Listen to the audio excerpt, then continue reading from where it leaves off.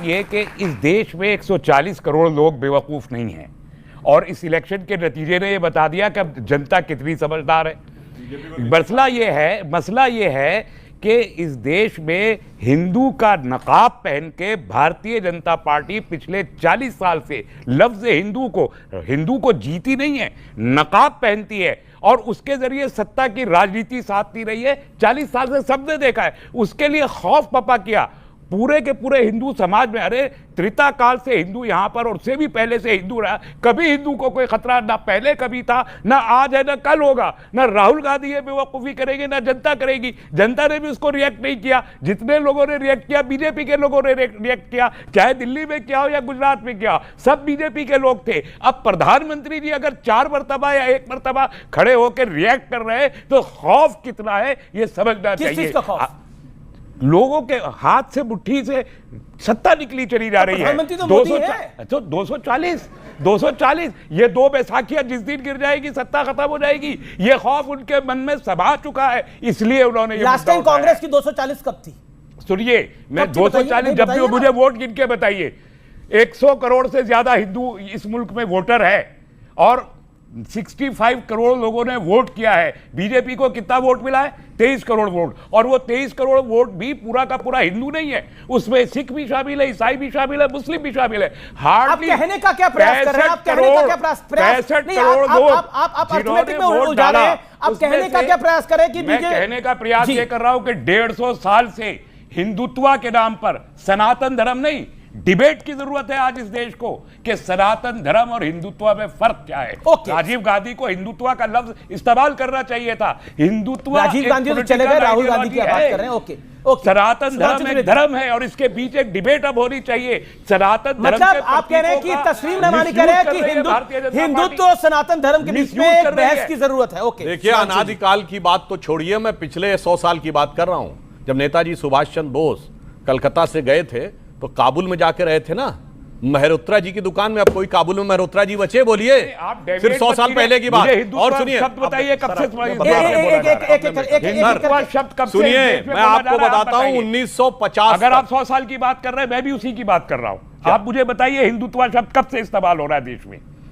बताइए आप प्लीज। आप अल-बरूनी ने अपनी किताब बैरूनी तक चलेगा, सुनना पड़ेगा ना, आप तो सुनना पड़ेगा ना सर, सुनना पड़ेगा। आप वरिष्ठ आदमी हैं, गर्व मानने और बड़े पढ़े लिखे आदमी हैं, विद्वान आदमी हैं। मैं आपसे पूछा हूं हिंदुत्व शब्द इस देश में कब से यूज किया जा रहा है? जवाब फिर मैं ऑडियंस को बता रहा हूं। आगम में लिखा है, हिमालय समारंभ यावत इंदु सरोवरम तद्देव निर्मितम देशम हिंदुस्तान।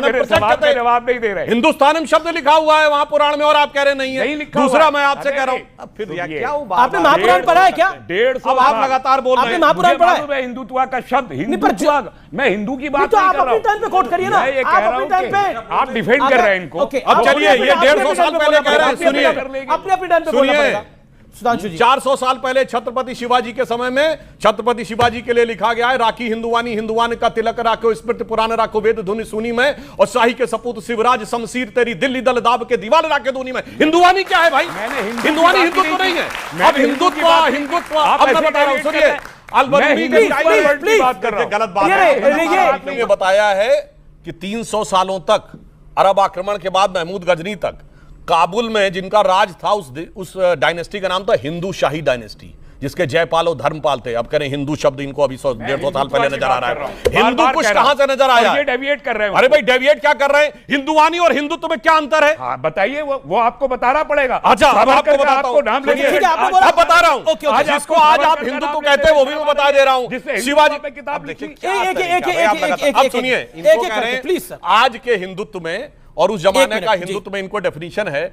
तो मैं ये बता देना चाहता हूं कि वहां यह भी लिखा गया है कि कुंभकर्ण असुर अवतारी औरंगजेब, काशी और प्रयाग में दुहाई फेरी रब की, और तोड़े देवालय शहर मोहल्ले के रे लाखों मुसलमान किए, माला तोड़ी सब की, और काशी करबला होती, मथुरा मदीना होती, शिवाजी ना होते तो सुन्नत होती सबकी। यही तो अब भी कह रहे हैं, काशी मथुरा की बात की। औरंगजेब जो था वो विलन था, यही तो है। अब कह रहे नहीं नहीं नहीं, डर वर्ड होना चाहिए, इसलिए मैं कह रहा हूं। ये डर बोल रहा है और बैर नहीं बोल रहा है। और मैं कई बार इस बात को बोल चुका हूं। आप तो पुरुषत्व है कि नहीं आपके अंदर? पुरुष के अंदर पुरुषत्व है कि नहीं? तो हिंदू के अंदर हिंदुत्व है। हिंदू, देखे, हिंदू और हिंदुत्व में बहुत फर्क है। हिंदू हमारा धर्म है जिस पर हमें गर्व है, हम हिंदू हैं, हम गर्व से कहते हैं कि हम हिंदू हैं। और हिंदू धर्म बहुत शानदार, बहुत उदार, बहुत प्रेम का, मोहब्बत का, भाईचारे का धर्म है। और हिंदुत्व एक राजनीतिक विचारधारा जिसे सावरकर ने दिया नाम। हिंदुत्व किताब उन्होंने लिखी 1930 में जब वो जेल में थे जी। हिंदुत्व शब्द पहली बार सावरकर की किताब हिंदुत्व में आया है। अब हम जो उन्होंने उदाहरण दिए जितने भी, वो सारे हिंदू के दिए। चलिए सर, मैं उसी पर जो कविता पेश कर रहे थे, तो राहुल गांधी ने हिंदुत्व का नाम लिया था या हिंदू का नाम लिया था, इस पर भी क्लैरिफाई दे दीजिए। राहुल गांधी ने जो कोट करा, राहुल गांधी ने जो बोला, मैं बोलता हूं, राहुल गांधी ने बोला जो लोग अपने आप को हिंदू कहते हैं वो 24 घंटे हिंसा हिंसा हिंसा, नफरत नफरत नफरत, आप हिंदू हो ही नहीं। उसमें हिंदुत्व का ही नहीं था। अगर इस परिभाषा से भी आते हैं, इस परिभाषा से भी आते हैं, तो राहुल गांधी ने हिंदुत्व की बात नहीं करी, हिंदू की बात करी। दो वाक्य जो राहुल गांधी ने, जो भाषा जो होती है, भाषा में संकेत भी बहुत महत्वपूर्ण होते हैं। भाषा केवल शब्दों से ही व्यक्त नहीं होती, कई बार शब्द का अर्थ अलग होता है लेकिन संकेत दूसरा अर्थ दे देता है। राहुल गांधी इशारा करके कह रहे थे कि ये जो अपने आप को हिंदू कहते हैं वो बीजेपी और आरएसएस के हिंदुओं के लिए कह रहे थे। ये लोगों को हिंसक बनाने का प्रयास करते हैं। हिंदू को सारे नहीं, अब शपथ का जो पूछ रहे हैं, सत्य और निष्ठा के बिना ईश्वर का क्या महत्व है?